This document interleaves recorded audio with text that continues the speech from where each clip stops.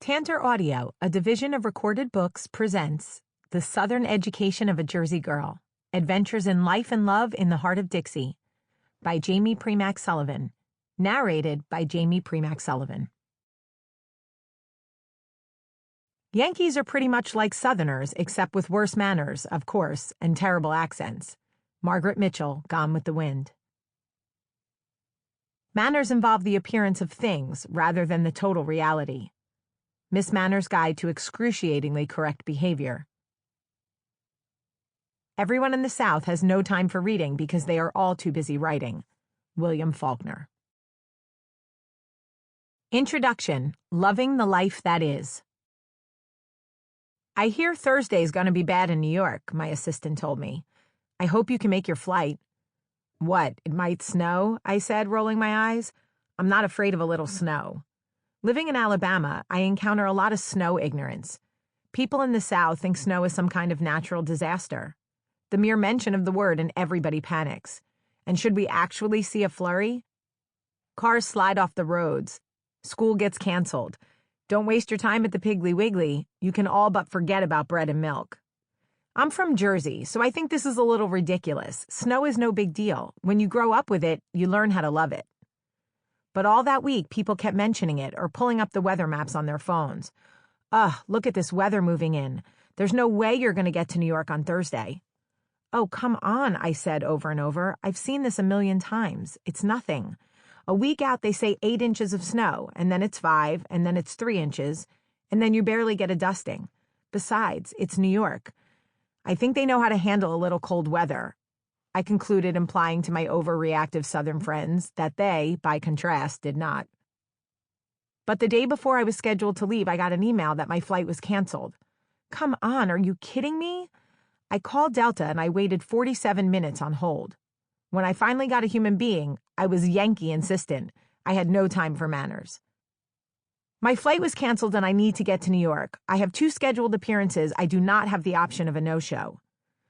The weather in New York is supposed to be really bad, the sympathetic Delta rep said with a warm Southern accent. Right now, we only have 2 flights still scheduled to go out of Atlanta. So much for my convenient nonstop flight. But Birmingham to Atlanta to New York was better than missing the Jersey Coffee Talk event 5 months in the making. I heard the tapping of computer keys. It looks like we've already rebooked you on the later of the last 2 flights going out, he said. No, put me on the earlier one. If the weather's really supposed to be as bad as they say, the later flight's not getting out. I can keep you in first class. You'll be in the first seat on the left-hand side of the plane, he said. Perfect. Little did I know that seat would turn out to be the scariest seat in the house. That morning, having already endured a cancellation, a rebooking, and a rebooking, I was on my way to the airport at 5:30 a.m. when I got a call from the kids' school, closed in anticipation of the approaching inclement weather. I never leave town when they close school, but I was hell-bound for New York and I couldn't change my plans now. I called my husband, Michael. Babe, school's canceled. All right, I won't go to Montgomery. I'll stay in Birmingham. My husband is a lobbyist and he just happened to have a flexible schedule that day. At the airport at last, I breathed a sigh of relief. Home and family secured, I was back to work, only I wasn't. As I approached the security line, I realized I'd forgotten my driver's license. In all my years of flying, I have never forgotten my license. I was beginning to think that something was trying to keep me in Alabama. I went through some rigorous security checks, but because they seemed to know me from TV or because I travel so often, they let me through. When I got to the gate, I asked the gate agent, "Is my connection in Atlanta still on time?" "As of now it is, but the weather in New York doesn't look good." "So I've heard," I mumbled. The flight to Atlanta was uneventful. I hadn't sat to shoot my Coffee Talk video for the day yet, so I recorded it in the Atlanta airport. Every morning I sit down with my cup of coffee and my iPhone and I talk about something that's been on my mind. I decided to share my thoughts on how to say a proper goodbye to someone who's dying. I talked about my experience with my dad and what I wish I had done differently when he died. At the gate, there was a lot of buzz about whether the flight to LaGuardia would be canceled or not, but it remained on time. Still on time, still on time. They boarded us, and suddenly, after all my dismissal of the situation, something about the flight made me uneasy. Before we took off, I went up to the flight attendants. "I want you guys to have a safe flight. I gave them both hugs. When the captain stepped out of the cockpit to say something to the flight attendants, he heard me.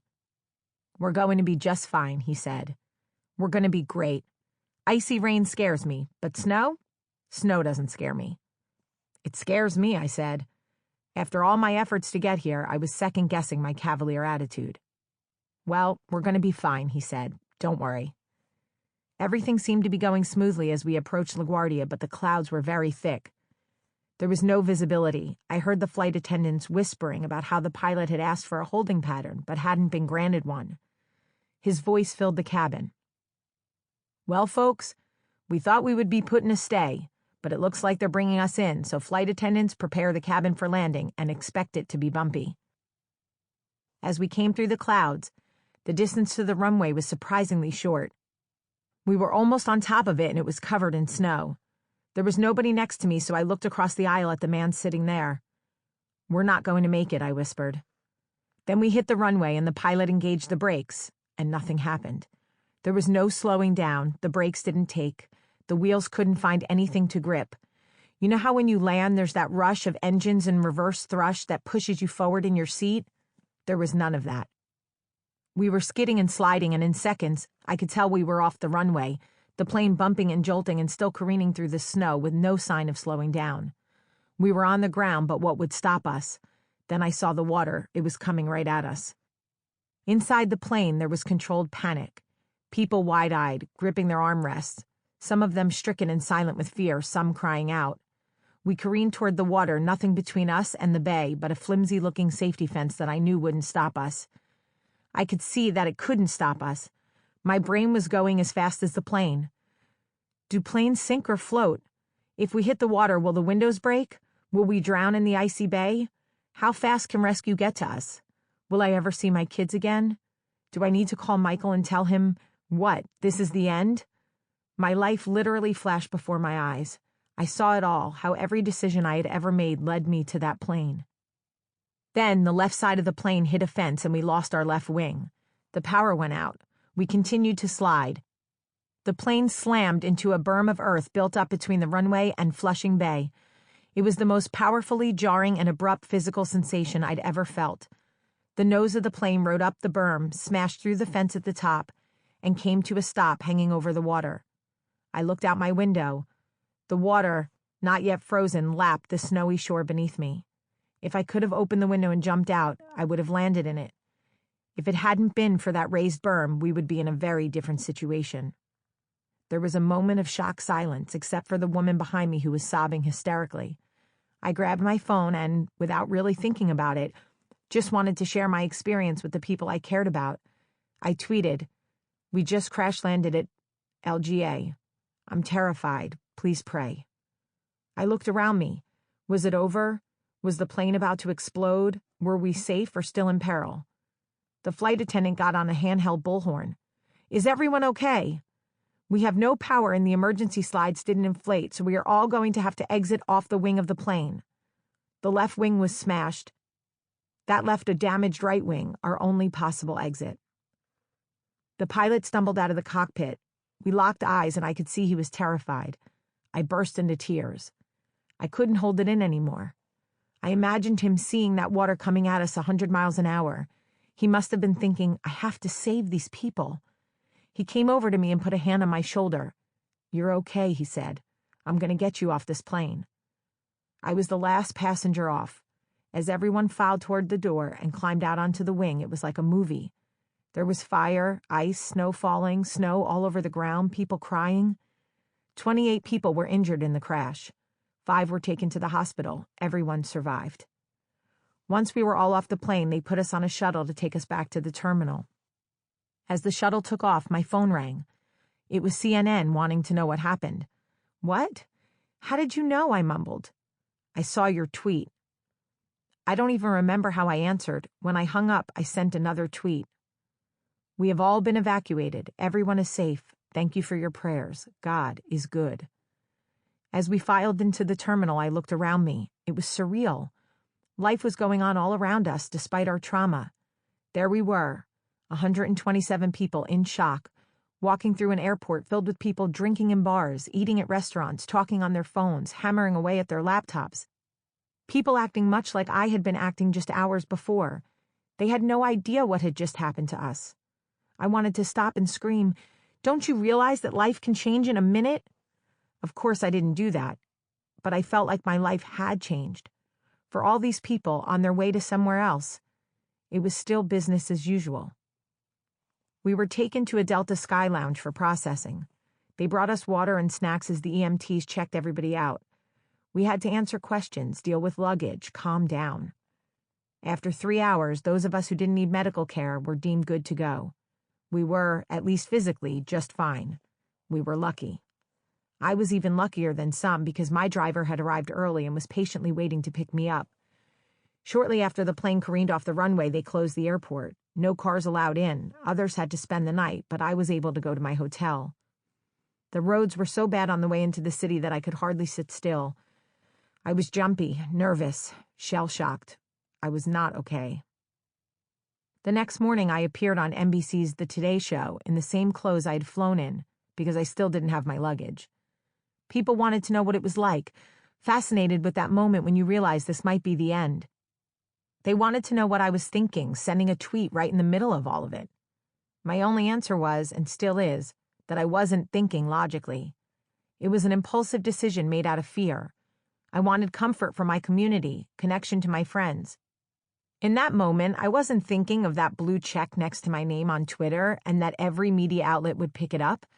I was thinking of the 14 people who tweet me every day, wanting them to know, wanting them to tell me it was going to be okay. Over 50 media outlets contacted me during that first hour after the crash landing. It was a frenzy. I guess I shouldn't be surprised. I'd inadvertently chummed the shark-infested media waters. There were even a disturbing number of people in the Twitterverse who were offended that I said God is good, but he was, and he is. When I finally got back to Birmingham, sent my plane crash outfit to the dry cleaner, and tried to get back to normal life, I was stuck for about a week. Mentally and emotionally frozen in a state of suspended animation. Why did this happen to me?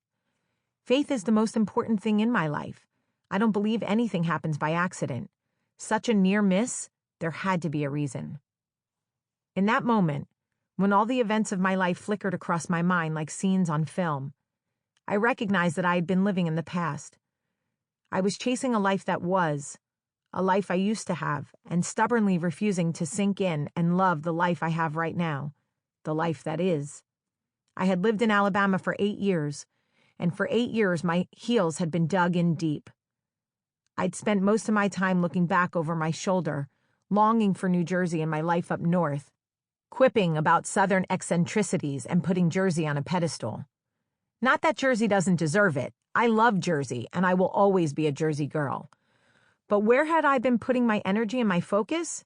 Into schemes for moving north, dragging my family along with me so I could relive my past? It had to stop. I live in Alabama. There, I've said it. I live here right now, and this is my life. And if I don't fall in love with who I am here and where I am now and everything about the life I am living in this precious present moment, I have nothing. Life can be taken away so easily. You can lose it all in an instant. If you don't love it now, when will you start? When will it be too late? This is my peace offering. This book I've been writing will be my love song to the South. This book is the story of my journey and why I love where I came from, but how I learned to love where I am right here, right now. Because I do love it, and I have loved it, bit by bit, a little more each day for years now. I just didn't want to admit it. There is so much to love about the South. Sometimes it still seems strange to me. I don't always understand the customs, the language, the traditions, or the priorities. But I always understand that the South is filled with faith and hope and love, and that's what I want to be filled with too. So here it is, my take on life below the Mason-Dixon line. The Southern education of this Jersey girl. I hope you will join me in reaching across the border that divides us to help create greater unity. Because in the end, in that final moment when you don't know whether you will live or die, what really matters? Faith, hope, and love. And the greatest of these is love. Part 1. God Bless the Broken Road. We accept the love we think we deserve. Stephen Chbosky. Chapter 1. The power of a great pair of jeans. All roads lead to Michael. I've known it or sensed it almost from the beginning. But this particular road had been the longest, most winding road I've ever traveled that had sex at the end of it. Michael and I couldn't be more different. More than a decade apart in age and even further apart in sensibility. Southern gentility versus Jersey brash. Soft-spoken versus loudmouth. Keep it to yourself versus tell the world. Subtle versus out there. We were the Civil War incarnate, but somehow it was never Michael versus me. It was always me versus myself. Have you ever taken yourself completely out of your natural environment and changed your life willingly but with deep-seated reservations and against all common sense? Then you know something about the road I've traveled. This road has been riddled with potholes and detours and barren stretches of desert, as well as beauty and grandeur and serendipity and even inspiration.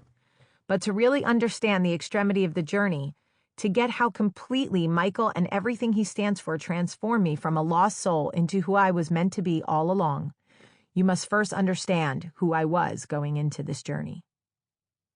I was 26. I lived in my broken-in leather jacket and had long dark hair down to my butt. I was thin and tall and leggy, and I was hot, and I loved my transient lifestyle. I was in PR, which is the perfect job for somebody like me, somebody who was a runner. That was me, a runner, a nomad, a girl without a home, who liked it that way. After a childhood of crazy highs and precipitous lows, a marginally Jewish childhood that included the significant influence of Italian Catholic grandparents, and a culture largely made up of Italian Catholics and European Jews, I struggled to define myself. At 17 years old, after the tragic death of my father, I left home to go to college, and I never came back for very long, just to breeze through to see the family. Then I was on my way again. I dabbled in the wildlife, and I loved it that way. Sometimes I was a bully. Sometimes I was a partier. Always I worked to be the center of attention. But I was also quick on my feet, a people person, and I wasn't afraid to attack any problem head-on. When I entered the world of public relations, my job became the perfect excuse to stay on the move and avoid growing roots, making lasting connections, or getting too emotionally attached to anyone. Because what did attachment involve? Inevitably, but loss. Imagine building a great army of the strongest soldiers, but without a leader. That was me. I had weapons and shields and tons of strength, but no direction or accountability or even a clear idea of what my war was about. I didn't have to know because I was too busy moving. Some people medicate or drink or eat to keep the fear down. I always kept one foot out the door. I never felt threatened or trapped because I always had an exit strategy, and the one thing that didn't scare me was walking away.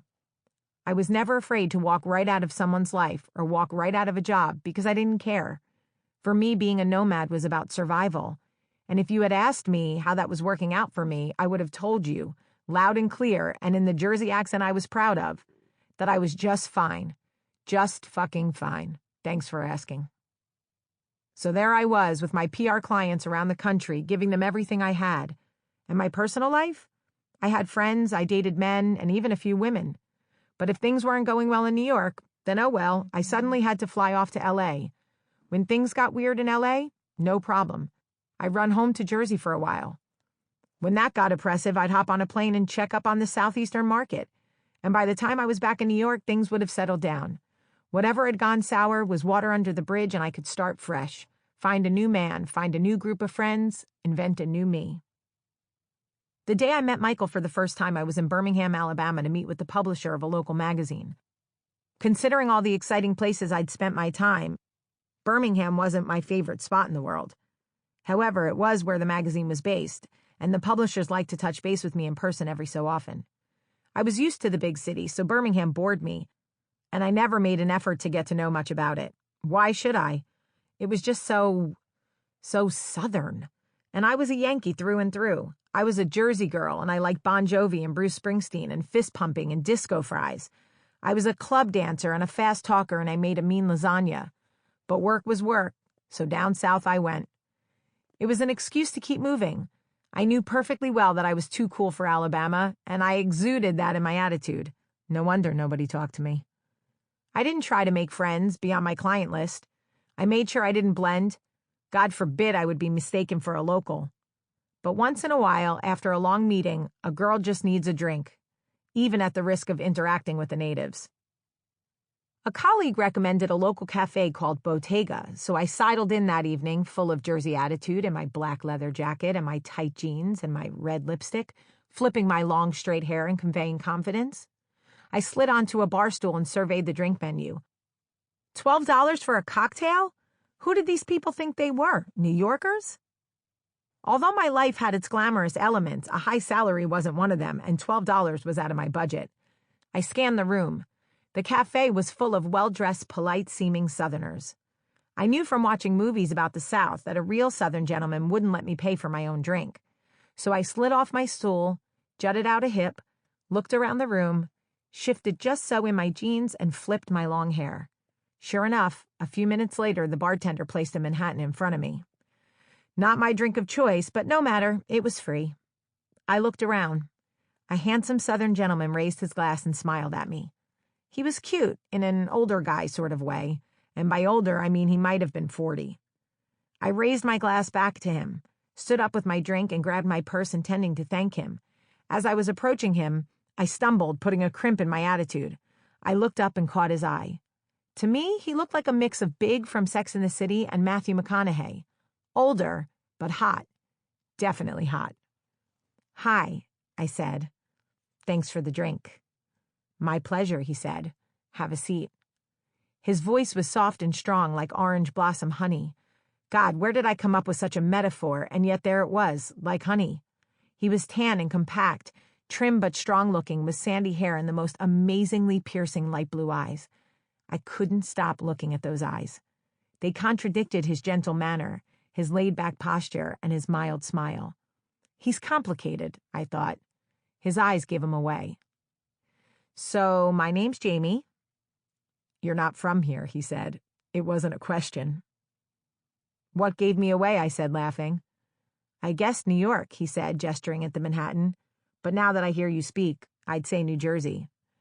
I smiled proudly. "Absolutely," I said.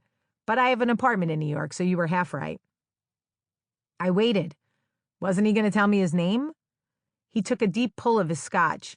I felt like he had the advantage. I offered my name. I should have waited until he asked.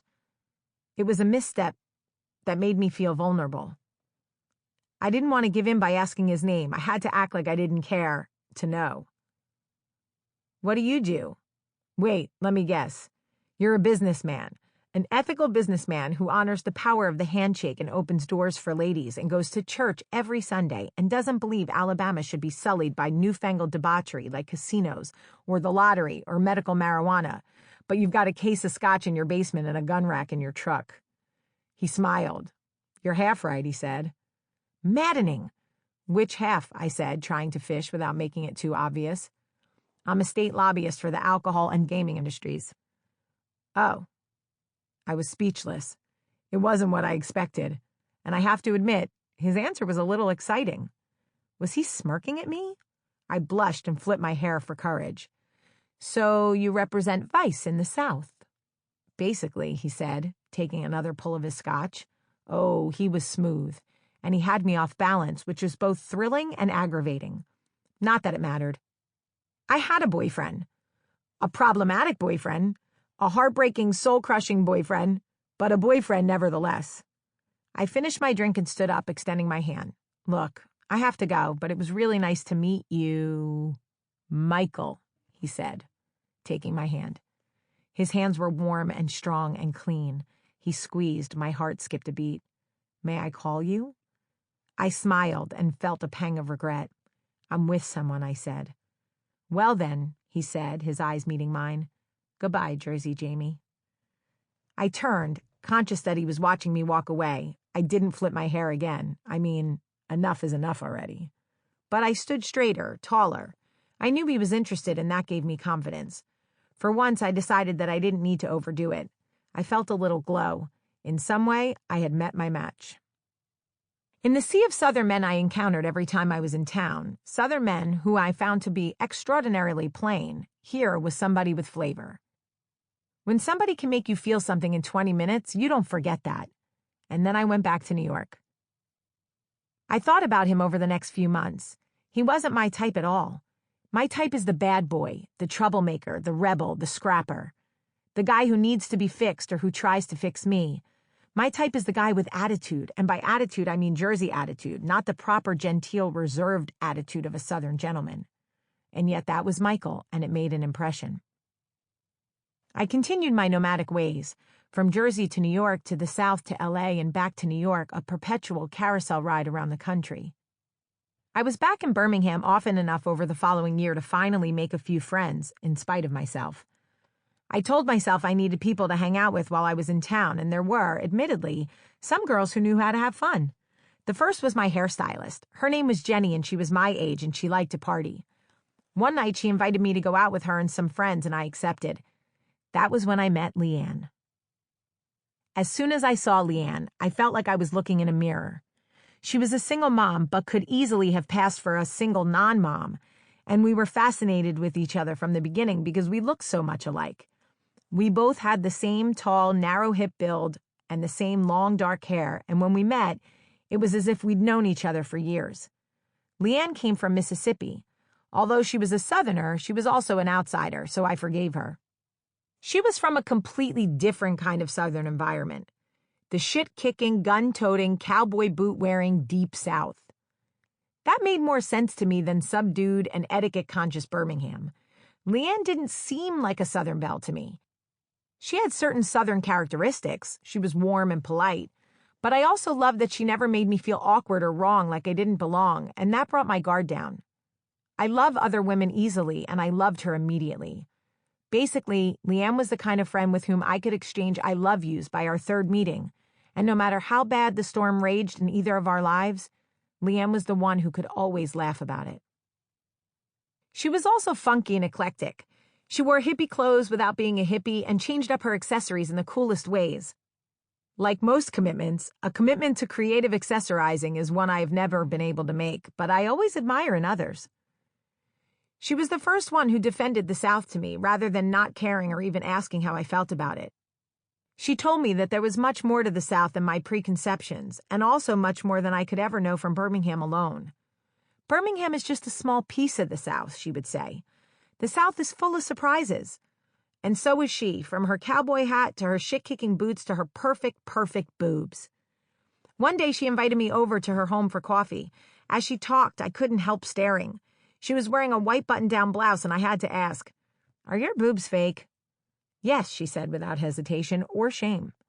"Can I see them?" "Sure," she said, and opened her shirt. They were spectacular. "Fuck, I want boobies like that," I said. "Touch them before you decide you want to make a purchase, and wait until after you have babies," she warned. "Babies," I said, laughing. I touched. "They feel weird, but good weird. I could deal with that. Will you come with me if I have a consultation?" I didn't end up going through with it. That babies comment stuck in the back of my mind like a splinter, so I told myself I would wait. There was no hurry. But if I had done it, I would have dragged Leanne along with me, pointed to her and said, "Doc, give me a pair of those." It was Leanne and Jenny and a few other fun girls who were with me a year after the first time I met Michael, when I encountered him again. It had to have been fate. One of those encounters you can't avoid because it's going to happen no matter what you do. That's how it felt to me, at least. I was newly single, having finally escaped from the soul-crushing boyfriend. I had just flown in from New York for meetings with the magazine, and I was out with the girls at Bottega, the same cafe where I had met Michael almost a year before. We were drinking and being rowdy, and the place was about to close. I was sitting on Leanne's lap when he walked through the door. I meet thousands of people in my line of work, and I can't possibly remember all of them. But I remembered him. I didn't just recognize him, I remembered him. There's a difference. "Hey, I know that guy," I said. "That's Michael Sullivan," said Jenny. "You know him?" "Of course, everybody knows him," she said. "He's one of those most eligible bachelor guys. No wife, no kids." "No way." I stared at her. "Are you serious?" "He's super cute," Leanne said, "but super old." "Yeah," I said, distracted. "Hey, will you guys excuse me for a minute?" "You're not," said Jenny. "Want to bet?" I said. I scooted off Leanne's lap and vamped my way over to him. Hey there, I said. Sample complete. Ready to continue?